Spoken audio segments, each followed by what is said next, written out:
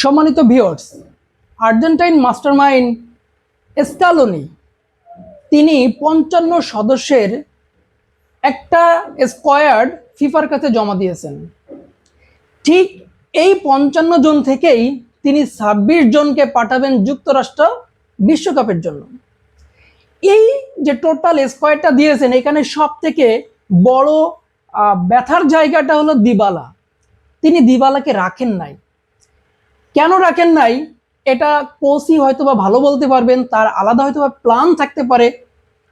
কিন্তু আমাদের তো ডি মারিয়া নাই, তার উপরে যদি দিবালাকেও না রাখা হয় তাহলে এই দুইজনের শূন্যতাটা কি আসলেই পূরণ হবে কি না, সেটা কোচ যাদেরকে সিলেক্ট করেছেন তারা যদি সেই পারফরমেন্স করতে পারে তাহলে হয়তোবা আমাদের সেই কথাটা মনে নাও আসতে পারে।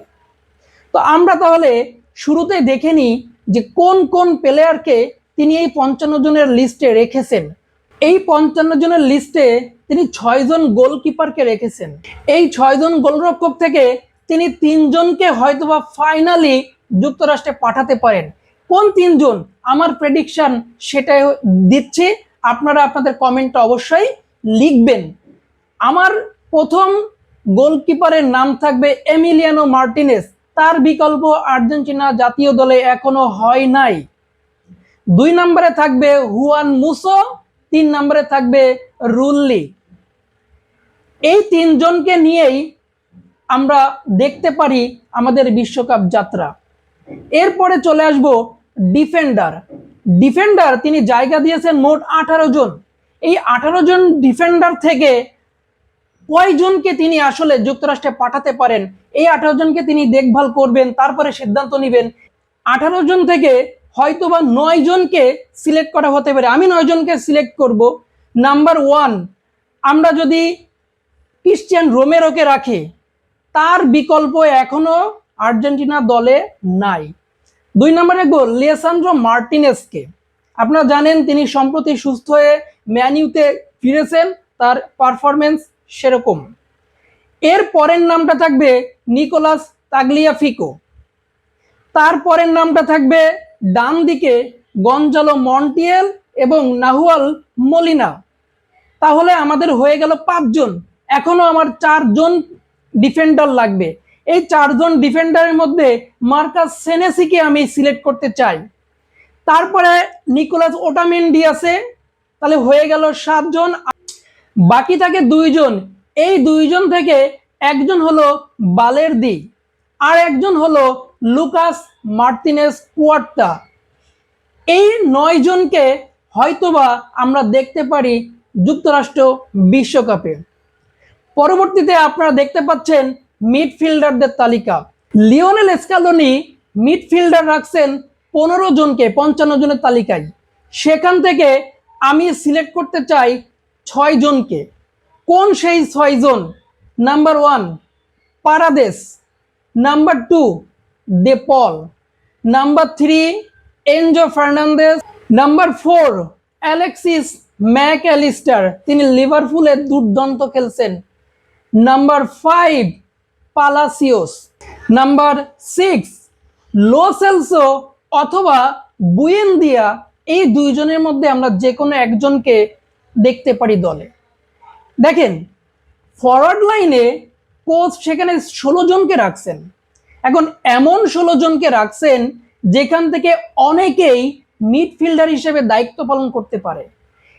এই কারণটার জন্যই আমরা মিডফিল্ডার ৬ জনকে সিলেক্ট করলাম, আপনারা জানাতে পারেন।